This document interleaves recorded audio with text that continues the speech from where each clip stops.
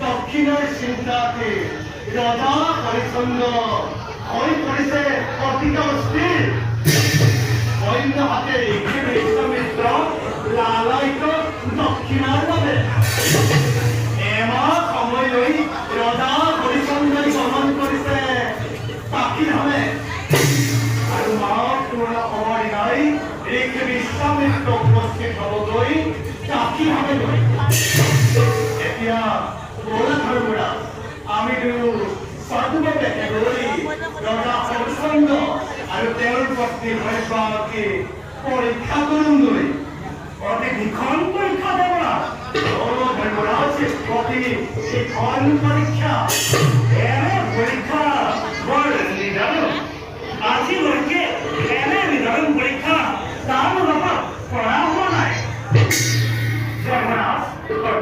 কিন্তু নিশ্চিত ইয়াতকৈ জটিল পৰীক্ষাত ধৰ্মভাৱে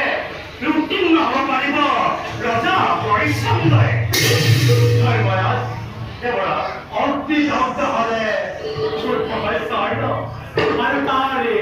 চেউতিও বৃদ্ধি হয় সেই ধৰ্ম পৰায়ণে সত্যবাদী লোকসকলে নানা বিপদ বিঘিনিৰ মাজেদিকে প্ৰকাশ পাই তেওঁলোকৰ সত্যৰ মূল্য আৰু